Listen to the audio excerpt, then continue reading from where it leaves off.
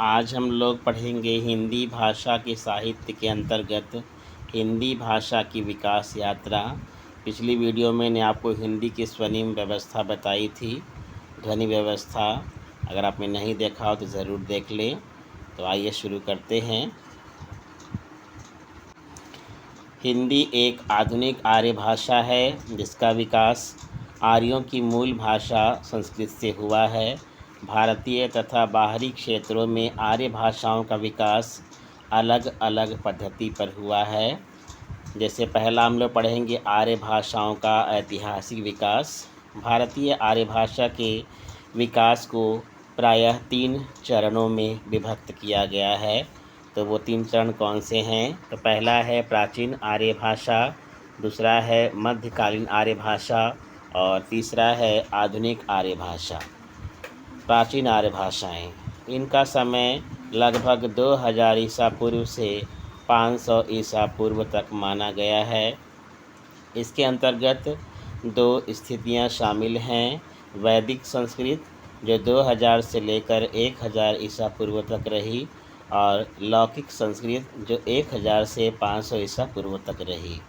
मध्यकालीन आर्य भाषा जो भारतीय आर्य भाषा विकास का दूसरा चरण है।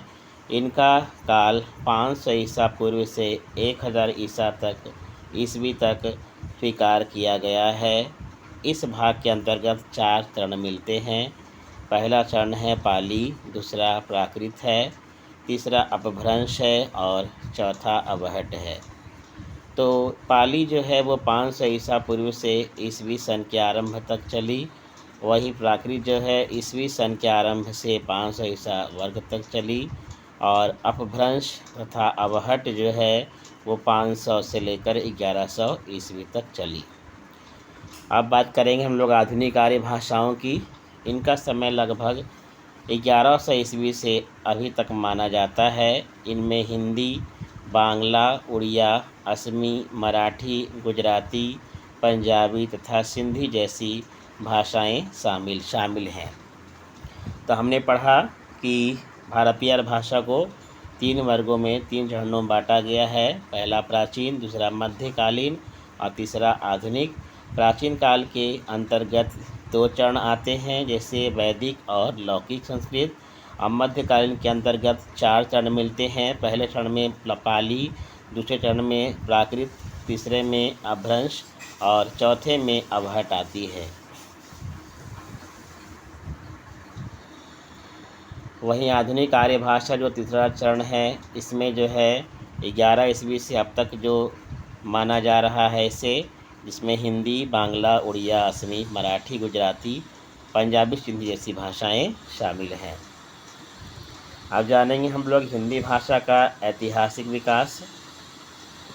उपरोक्त विवेचन से स्पष्ट है कि हिंदी एक आधुनिक आर्य भाषा है जिसका विकास मूलतः प्राचीन आर्य भाषा संस्कृत से हुआ। संस्कृत और हिंदी के संपर्क सूत्र को स्थापित करने वाली भाषिक स्थितियों को हम मध्यकालीन आर्य भाषा कहते हैं। संस्कृत और हिंदी के संपर्क को स्थापित करने वाली अर्थात संस्कृत और हिंदी को जोड़ने वाली भाषिक स्थितियों को हम मध्यकालीन आर्य भाषा कहते हैं। अतः हिंदी के विकास का अध्ययन मध्यकालीन आर्य भाषाओं से आरंभ करना उचित प्रतीत होता है। हिंदी का उद्भव कब हुआ, इस पर भाषा विज्ञानियों में गंभीर मतभेद है। कुछ का दावा है कि अपभ्रंश के विकास से ही हिंदी का विकास मान लेना चाहिए, तो दूसरे छोर पर कुछ अन्य का मत है कि पुरानी हिंदी के विकास से पहले की स्थितियों को अपभ्रंश और अवहट के रूप में स्वतंत्र माना जाना चाहिए और हिंदी की शुरुआत पुरानी या प्रारंभिक हिंदी से मानी जानी चाहिए। वर्तमान भाषा विज्ञान में सामान्यतः पुरानी हिंदी से ही हिंदी की शुरुआत मानने का प्रचलन है। तो वर्तमान भाषा विज्ञान में सामान्यतः पुरानी हिंदी से ही हिंदी की शुरुआत मानी जाती है, इसका प्रचलन है। इसका अर्थ है कि हिंदी का आरंभ लगभग 1100 ईस्वी में हो गया था। किंतु यह भी ध्यान रखना ज़रूरी है कि तब से आज तक की विकास यात्रा कई अलग अलग प्रवृत्तियों पर आधारित थी इस कारण हिंदी के विकास को भी 3 चरणों में बांटा गया है: प्राचीन हिंदी, मध्यकालीन हिंदी और आधुनिक हिंदी। प्राचीन हिंदी का समय 1100 से लेकर 1350 ईस्वी के लगभग है। वहीं मध्यकालीन हिंदी का समय 1350 से 1850 तक है और आधुनिक हिंदी का समय 1850 से अभी तक का है। प्राचीन हिंदी पुरानी हिंदी तथा आरंभिक हिंदी शब्द कुछ विवादों के बावजूद प्रायः समानार्थी शब्दों के रूप में स्वीकार कर लिए गए हैं। इस काल में हिंदी का कोई निश्चित स्वरूप तो नहीं मिलता, लेकिन हिंदी की बोलियों के स्वतंत्र विकास की पूर्व पीठिका जरूर दिखाई देती है। इस काल में हिंदी भाषा अपभ्रंश के केचुल को धीरे धीरे छोड़कर हिंदी की बोलियों के रूप में विकसित हो रही थी। मध्यकालीन हिंदी उस समय की भाषा है जब पहली बार हिंदी की बोलियां स्वतंत्र रूप से साहित्य के क्षेत्र में प्रयुक्त होने लगी। इस काल में व्यवहारिक स्तर पर यद्यपि हिंदी की सभी वर्तमान बोलियां विकसित हो चुकी थीं, किंतु साहित्यिक स्तर पर ब्रजभाषा और अवधी ने विकास की चरम स्थितियों को उपलब्ध किया। इस युग में खड़ी बोली साहित्य के केंद्र में तो नहीं आ सकी, किंतु वह साहित्यिक कृतियों में किसी न किसी रूप में प्रायः व्यक्त होती रही। अब बात करते हैं आधुनिक हिंदी की। आधुनिक हिंदी का आधुनिक काल हिंदी भाषा का नहीं, हिंदी साहित्य का भी आधुनिक काल है। इस काल में हिंदी के स्वरूप में पहले के सभी कालों की तुलना में अधिक तीव्रता के साथ परिवर्तन होने शुरू हुए। सबसे पहले 19वीं शताब्दी में खड़ी बोली साहित्यिक भाषा के रूप में स्थापित हुई। उसके बाद हिंदी राष्ट्रीय स्वाधीनता संग्राम की संपर्क भाषा बनकर राष्ट्रभाषा के पद पर आसीन हुई। आज़ादी मिलने के बाद उसे कुछ सीमाओं के साथ राजभाषा का पद मिला। फिर भारत सरकार के सहयोग से हिंदी भाषा और देवनागरी लिपि को मानकीकृत बनाने के प्रयास किए गए तथा कुछ वर्षों में वैज्ञानिक तथा तकनीकी विकास जैसे कंप्यूटरीकरण आदि के संदर्भ में हिंदी को विकसित करने के प्रयास किए गए हैं। अब हम लोग बात करेंगे पाली की, जो मध्यकालीन आर्य भाषा की पहली अवस्था है और इसके पहले की अवस्था आपकी जो है प्राचीन हिंदी, जो वैदिक और लौकिक संस्कृत के नाम से प्रसिद्ध है। तो हिंदी जो शुरुआत हुई है उसको मध्यकालीन आर्य भाषा से ही हिंदी की शुरुआत मानी गई है। इसीलिए हम लोग सबसे पहले पाली, जो मध्यकालीन आर्य भाषा की पहली अवस्था है, उसकी बात करेंगे।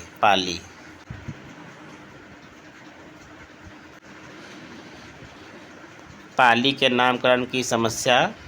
पाली भाषा का नाम पाली किस प्रकार पड़ा, इस विषय पर विद्वानों में मतभेद है। मतभेद का आधार यह है कि विभिन्न विद्वानों ने पाली शब्द की उत्पत्ति अलग अलग शब्दों से मानी। इनमें से कुछ व्याख्याएं इस प्रकार है। पाली की व्युत्पत्ति पल्ली अर्थात ग्राम से स्वीकार की गई जा सकती है। इस अर्थ में पाली से तात्पर्य होगा ग्रामीण भाषा। पाली शब्द की उत्पत्ति पाटली अर्थात पाटलिपुत्र से मानी जाती है। इस संदर्भ में पाली का अर्थ होगा मगध की भाषा। पाली शब्द का तीसरा संबंध पंक्ति से माना गया है। बुद्ध वचनों में जो पंक्तियां प्रयुक्त की गईं उन्हें भी पाली कहा जाता है। सारा बुद्ध साहित्य इसी भाषा में होने के कारण इस मत को काफ़ी अधिक महत्व दिया गया है। कुछ भाषा वैज्ञानिक पाली शब्द को प्राकृत शब्द का तद्भव रूप मानते हैं। उनके अनुसार प्राकृत से पहले पाइल तथा अंत में पाली शब्द का विकास हुआ। इस दृष्टि से प्राकृत का ही विशेष रूप पाली है। कुछ विद्वानों ने यह भी माना है कि पाली का अर्थ पालने वाली है। यह मत मानने वाले विद्वान पाली को बौद्ध साहित्य को पालने वाली या रक्षा करने वाली भाषा मानते हैं। उपरोक्त नामकरणों से में से कौन सा सही है, यह प्रामाणिक रूप से बता पाना संभव नहीं। इतना अवश्य है कि यह मगध की भाषा नहीं है, क्योंकि मागधी के लक्षणों से यह मेल नहीं खाती।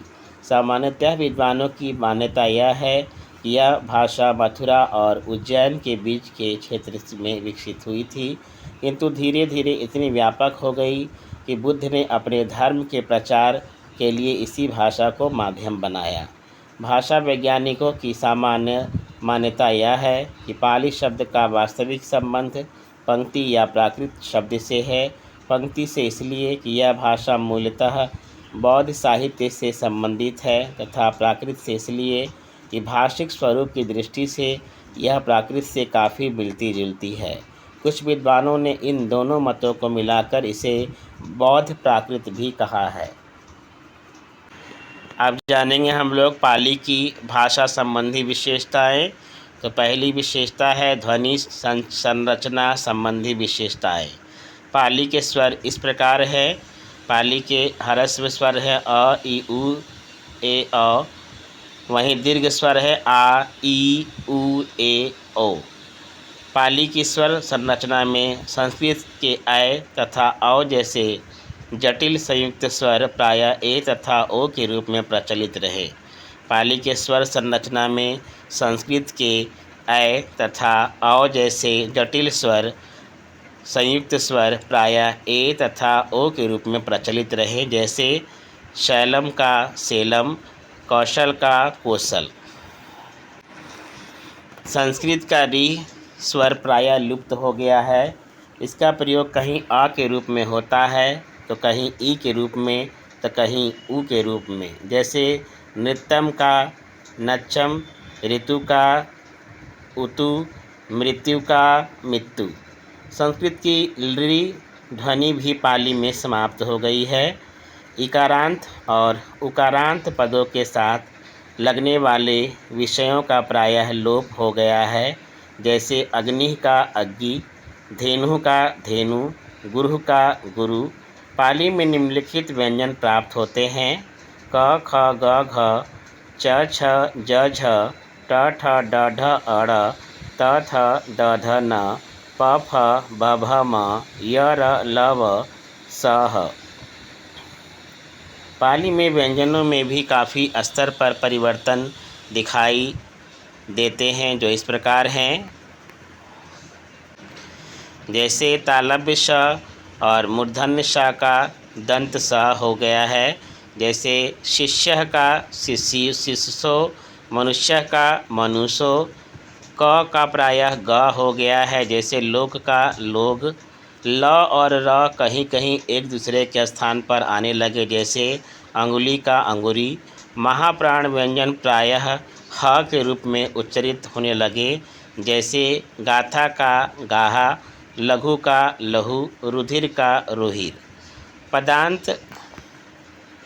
पदांत हलंत व्यंजन स्वर सहित का प्रायः लोप हो गया है, जैसे जगत त में आपका हलंत लगा वो गायब हो गया और उसकी जगह जग का प्रयोग हो गया। महान का नाम हलंत गायब हो गया, वहाँ महा लगा। संयुक्त व्यंजनों में भी अत्यधिक परिवर्तन हुए, क्योंकि संस्कृत की जटिलता का एक बड़ा कारण यही है। सरलीकरण के प्रयासों में संयुक्त व्यंजनों का रूप परिवर्तित होना स्वाभाविक ही था। ये परिवर्तन इस प्रकार है। रेफ युक्त संयुक्त व्यंजन में रेफ का लोप होने लगा तथा परवर्ती व्यंजन का द्वित्वीकरण होने लगा, जैसे कर्म का कम, सर्पः का सप्पो, धर्म का धम्म।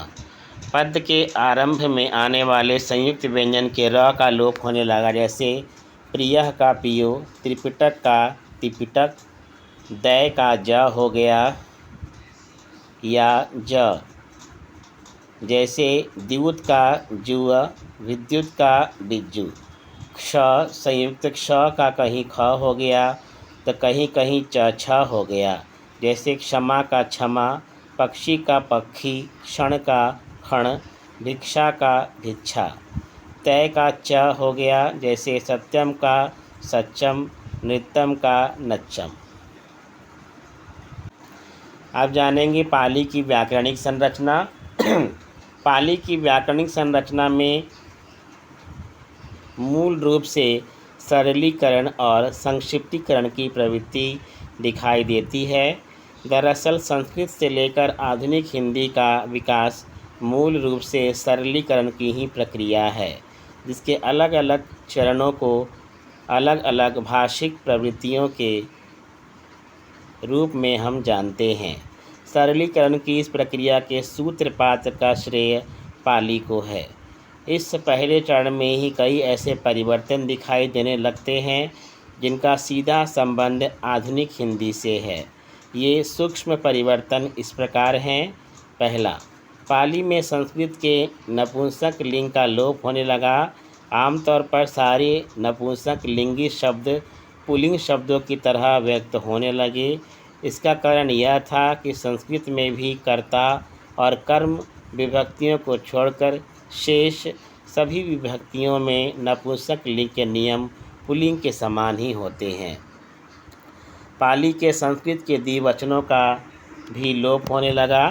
द्विवचन के सभी रूप बहुवचन के नियमों के अनुरूप चलने लगे। इन दोनों कारणों से रूप रचना काफ़ी सरल और संक्षिप्त हो गई। एक शब्द के 3 लिंगों तथा 3 वचनों में कुल 72 या कम से कम 54 रूप बनते थे। अब इनकी संख्या मात्र 32 रह गई। एक लिंग तथा एक वचन को समान करने के अतिरिक्त कई अन्य कारणों से रूप रचना में सरलीकरण आया।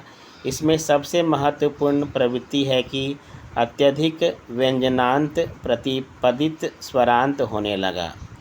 इस प्रक्रिया में अंतिम हलंत व्यंजन हटने लगा या उसमें स्वर लगाया जाने लगा, जैसे जगत का जग, चलत चल का चल, राजन का राज। सरलीकरण की प्रवृत्ति के आधार पर विभक्तियों या प्रसर्गों की जटिलता को दूर करने का प्रयास अन्य तरीकों से भी हुआ, जैसे कर्ता और कर्म कारक बिना विभक्ति या प्रसर्ग के व्यक्त होने लगे। करण और अपादान, तृतीय और पंचमी के अंतर समाप्त होने लगे। कभी कभी कर्म और अधिकरण अर्थात द्वितीय और सप्तमी तथा कभी कभी करण और अधिकरण अर्थात तृतीय और सप्तमी एक जैसे होने लगे। क्रिया में तिङन्त प्रवृत्ति घटने लगी, अर्थात संस्कृत के ति, तः, अंति आदि क्रिया रूपों का त लुप्त होने लगा, जैसे पठति का पठहि, करोति का करोई। एक विशेष बात यह है कि इन्हीं के बहुवचन में कई स्थानों पर त बना रहा किंतु ई लुप्त होने लगा, जैसे पठन्ति का पठन्त, चलन्ति का चलंत। लिट लकार की अर्थात भविष्यत कालिक क्रियाओं में प्रयुक्त होने वाला इष्य पाली में स हो गया, जैसे करिष्यति का करिष्यि हो गया, पठिष्यति का पठिष्यि हो गया। पाली की क्रिया रचना में एक विशेष बात यह है कि इसमें हिंदी में प्रयुक्त होने वाली भूतकालिक क्रियाओं का विकास होना आरंभ हो गया था, जैसे स्थिः का थिय जो हिंदी में था के रूप में है। भवन्ति का हुन्अन्ति आगे चलकर होता हो गया। भूता का हुआ आगे चलकर हुआ या हुई हो गया। शब्दकोशीय प्रवृत्तियाँ। पाली की शब्द संपदा का मूल आधार स्वाभाविक रूप से तद्भव शब्द है, क्योंकि संस्कृत शब्दों का तद्भवीकरण इस भाषा के विकास का मूल आधार रहा है। कई तत्सम शब्द इस भाषा में बने रहे हैं। आमतौर पर ये वे शब्द हैं जो या तो जन प्रयोग में विशेष रूप में काम नहीं आते या संरचना की दृष्टि से जटिल नहीं हैं। चूँकि इस काल में भाषा का विकास तेज़ी से विकेंद्रित पद्धति से होने लगा था, इसलिए देशज, स्थानिक या आंचलिक शब्दों का विकास भी पाली में अच्छी गति से होता हुआ दिखता है। उदाहरण के लिए धण का स्त्री हो जाना, बप्प का पिता हो जाना, ढेकणी का ढक्कन हो जाना। निष्कर्ष, इस प्रकार हमने देखा कि पाली मध्यकालीन आर्य भाषाओं में काल या विकास क्रम की दृष्टि से पहले स्थान पर आती है। यहीं से संस्कृत तेज़ी से उस प्रक्रिया पर चल पड़ी थी जिसके समकालीन पड़ाव का नाम हिंदी है। पाली की भाषिक प्रवृत्तियों को व्यवहारिक दृष्टि से निम्नलिखित उदाहरणों से समझा जा सकता है। धम्मचक्र पवत न सूत्र, धर्म चक्र प्रवर्तन सूत्र से लिया गया है। ये यो चायम भिखवे कामेषु कामं सुखाली कानु योगो हिनो गम्मो पोथजनिको अनरियो अनर्थम सहितो। भिक्षुओं, यह जो खाओ पियो मौज करो का सिद्धांत है वह हीन है, ग्राम्य है, अनार्य है, अनर्थक है। अब हम लोग बात करेंगे मध्यकालीन आर्य भाषा की दूसरी अवस्था की, जिसका नाम है प्राकृत। अभी हमने पाली भाषा की बात की जो मध्यकालीन आर्य भाषा की पहली अवस्था थी। मध्यकालीन आर्य भाषा के विकास की दूसरी अवस्था को प्राकृत नाम से व्यक्त किया जाता है। सामान्य रूप से इसका कालखंड ईस्वी सन के आरंभ से 500 ईस्वी तक स्वीकार किया गया है। प्राकृत के अध्ययन के स्रोत। प्राकृत का अध्ययन करने के लिए आधार सामग्री के रूप में प्रचुर साहित्य उपलब्ध है। आदिकाल का बौद्ध और जैन साहित्य मूल रूप से मागधी और अर्धमागधी प्राकृतों में ही रचा गया है। आदिकाल का बौद्ध और जैन साहित्य मूल रूप से मागधी और अर्धमागधी प्राकृतों में ही रचा गया है। इसके अतिरिक्त प्राकृत साहित्य में सेतुबंध तथा गौडवहो अर्थात गौडवध जैसे महाकाव्य तथा गाहा सतसई अर्थात गाथा सप्तशती और वज्जालग जैसे खंड काव्य भी रचे गए हैं। इन्हीं साहित्यिक स्रोतों के आधार पर प्राकृत भाषा की भाषिक प्रवृत्तियों का विश्लेषण किया जा सकता है। प्राकृत और संस्कृत का संबंध। प्राकृत के संदर्भ में एक महत्वपूर्ण विवाद है कि यह संस्कृत से विकृत होकर बनी भाषा है या वह मूल भाषा है जिसकी विकसित एवं संस्कारित अवस्था को संस्कृत कहा जाता है। हेमचंद्र, मार्कंडेय तथा सिंहदेव आदि आचार्यों का मानना है कि संस्कृत मूल वाणी या देववाणी है तथा प्राकृत उसी से विकसित हुई है। प्राकृत संस्कृतम तदभव प्राकृतम। इसके विपरीत कुछ अन्य विद्वान, जिनमें पिशल का नाम महत्वपूर्ण है, मानते हैं वे कि प्राकृत जन बोलियों और जन भाषाओं से निर्मित भाषा है और इसी को अभिजात रूप संस्कृत बनकर विकसित हुआ। और इसी का अभिजात रूप संस्कृत बनकर विकसित हुआ।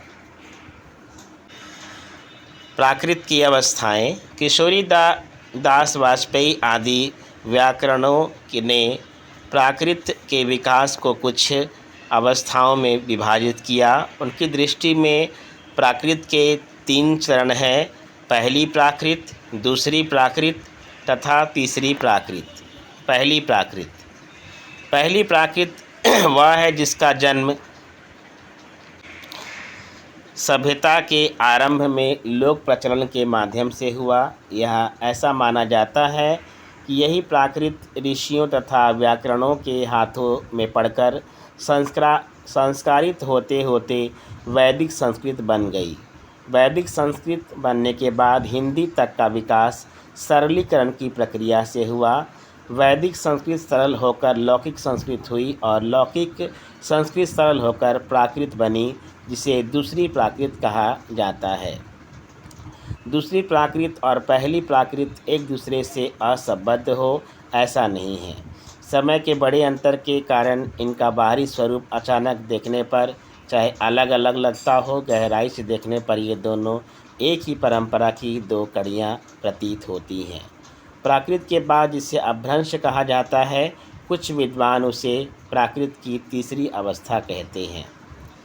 जब हम प्राकृत को इन 3 अवस्थाओं के रूप में देखते हैं तो प्राकृत से हमारा अर्थ साधारण या प्रकृतजन द्वारा बोली जाने वाली भाषा से होता है। कुछ विद्वानों ने पहली प्राकृत पाली को ही कहा है। ये विद्वान प्राकृत से उसी भाषा को लेते हैं जो लौकिक संस्कृत से विकसित हुई। इन विद्वानों का मानना है कि लौकिक संस्कृत से प्राकृत का ही विकास हुआ था। किंतु बौद्ध धर्म के आगमन के कारण उसी की एक कृत्रिम शैली पाली नाम से प्रसिद्ध हुई। इस कारण जो वास्तविक रूप में प्राकृत थी उसे साहित्यिक भाषा के रूप में प्रचलित होने के लिए लगभग 500 वर्ष तक इंतजार करना पड़ा। सामान्य रूप से वर्तमान काल में पाली नाम उस भाषा के रूप में रूढ़ हो गया जो ईसवी सन की शुरुआत से 5वीं शताब्दी तक प्रमुख साहित्यिक भाषा के रूप में प्रचलित रही। कुछ विद्वानों ने इसके संदर्भ को स्पष्ट करने के लिए इसे साहित्यिक प्राकृत भी कहा है। प्राकृत की भाषा संबंधी विशेषताएं। पहली विशेषता है ध्वनि संरचना संबंधी। प्राकृत की ध्वनि संरचना पाली के ही समान है। जो बातें पाली से अलग हैं वे इस प्रकार हैं। पहला, विसर्ग के लुप्त होने की प्रक्रिया पाली में शुरू हो गई थी। प्राकृत में इस संबंध में एक और विकास हुआ तथा विसर्ग युक्त अकारांत शब्द विसर्गहीन ओकारांत शब्दों में परिवर्तित होने लगा। जैसे विरह का वीरो, प्रश्न का पढ़ो, देवः का देवो। पाली में यह व्यंजन का प्रयोग पर्याप्त मात्रा में होता था, जबकि प्राकृत में प्रायः यह समाप्त होने लगा और उसके स्थान पर ज प्रयुक्त होने लगा। जैसे यश का यस, यह का जो। पाली में संस्कृत के संयुक्त व्यंजनों को सरल करने के लिए द्वित्वीकरण की प्रक्रिया आरंभ हुई थी। प्राकृत में पहली बार इससे अगले चरण के रूप में एक नई परंपरा शुरू हुई जिसे क्षतिपूरक दीर्घीकरण कहा जाता है। इसके अंतर्गत द्वित्वीकृत रूप में प्राप्त व्यंजन का भी मूल व्यंजन बचा रहा, किंतु दूसरे व्यंजन के स्थान पर वह स्वर से युक्त होकर दीर्घ रूप में व्यंजन होने लगा। जैसे मृत्यु का मृत्यु, मीच, जिह्वा का जिह्वा, जीभ। क्षतिपूरक दीर्घीकरण संस्कृत से हिंदी के विकास में सबसे महत्वपूर्ण प्रक्रिया है। प्राकृत का योगदान यह है कि उसी स्थिति से यह प्रक्रिया दिखाई देने लगी। आगे है व्याकरणिक संरचना संबंधी विशेषताएं। कारकों की रूप रचना के संबंध में पाली से ही विभिन्न कारकों को एक समान बनाने की परंपरा आरंभ हो गई थी। इस प्रक्रिया में पाली में संप्रदान और संबंध कारकों के रूप एक से हो गए थे। अब कर्ता और कर्म के बहुवचन रूप भी एक से होने लगे, अर्थात प्राकृत में कर्ता और कर्म के बहुवचन रूप एक होने लगे। क्रिया की रचना में संस्कृत की तुलना में कुछ विशेष अंतर प्राकृत में दिखाई देते हैं। ऐसा सबसे महत्वपूर्ण परिवर्तन यह है कि प्राकृत में भूतकाल के रूप में कृदंतों का प्रयोग तेजी से बढ़ने लगा। यह पाली में भी शुरू हो गया था, किंतु प्राकृत में इसकी स्वाभाविकता सहज ही दिखाई देती है। कृदंतों के कारण क्रियाएं लिंग भेद से बदलने लगी, किंतु उसमें पुरुष भेद समाप्त होने से जटिलताएं कम हो गई। प्राकृत में परसर्गों का विकास पाली की तुलना में काफ़ी अलग स्तर पर दिखाई देता है। उदाहरण के लिए इस काल में कय, केरक तथा मध्य परसर्ग दिखते हैं, जो आगे चलकर का, के, की और में के रूप में विकसित हुए। प्राकृत में परसर्गों का विकास पाली की तुलना में काफ़ी अलग स्तर पर दिखाई देता है। एग्जाम्पल के रूप में इस काल में कय, केरक तथा मध्य परसर्ग दिखते हैं और वही आगे चलकर का, के, की और में के रूप में क्या हुए, विकसित हुए। यानी कय का हो गया, केरक आपका के हो गया और मध्य आपका में हो गया। यानी कय और केरक का, के, की हुआ और मध्य परसर्ग आपका में परिवर्तित हो गया। आगे है प्राकृतिक की शब्दकोशीय प्रवृत्तियाँ। शब्दकोशी प्रवृत्तियों के स्तर पर जो मूल विशेषता इस काल में दिखती है वह यह है कि संस्कृत के सरलीकरण की प्रक्रिया में जो शब्द परिवर्तित हुए थे उनमें पुनः तत्समीकरण की प्रवृत्ति शुरू हुई। ऐसा इसलिए करना पड़ा कि संस्कृत से सरल किए गए कई शब्द ध्वनि साम्य के कारण अन्य शब्दों से अलग करने मुश्किल हो गए। शब्दों के पुनर्तत्समीकरण की यह प्रवृत्ति अपभ्रंश में काफ़ी अधिक मात्रा में दिखाई देती है। उदाहरण के लिए उचित और उदित दोनों शब्द सरल होकर उदित हो गए, अतः अर्थ के स्पष्टीकरण के लिए पुनः तत्समीकरण करना पड़ा ताकि उचित और उदित का अर्थ स्पष्ट हो पाए। इसी प्रकार अति से अई हो गया था और निरर्थक होने के कारण इसे पुनः परिवर्तित करके अति करना पड़ा, अर्थात उसका तत्समीकरण करना पड़ा। ये प्राकृत की शब्दकोशीय प्रवृत्तियाँ हैं। अब जानेंगे प्राकृत के भेद। किसी भी जनभाषा का स्वरूप क्षेत्र की दृष्टि से धीरे धीरे बदलता रहता है, अतः उसके भेदों की संख्या निश्चित करना कठिन होता है। प्राकृत के संबंध में भी प्रायः यही स्थिति है। कुछ विद्वानों ने तो प्राकृत के 27 या 42 प्रकार निश्चित किए हैं। वररुचि ने प्राकृत के 4 प्रकार माने हैं। पहला शौरसेनी प्राकृत, दूसरा महाराष्ट्री प्राकृत, तीसरा मागधी प्राकृत और पैशाची प्राकृत। आधुनिक भाषा वैज्ञानिकों में डॉक्टर धीरेन्द्र वर्मा ने स्पष्ट किया है कि इन चारों प्राकृतों के साथ अर्धमागधी प्राकृत को भी स्वीकार किया जाना चाहिए, क्योंकि इसमें भी पर्याप्त मात्रा में साहित्य उपलब्ध होता है। अतः प्राकृत के यही 5 भेद स्वीकार किए जा सकते हैं। इन भेदों का संक्षिप्त परिचय इस प्रकार है। कहने का अर्थ हुआ कि प्राकृत के 5 भेद स्वीकार किए गए: शौरसेनी, महाराष्ट्री, मागधी, पैशाची और अर्धमागधी।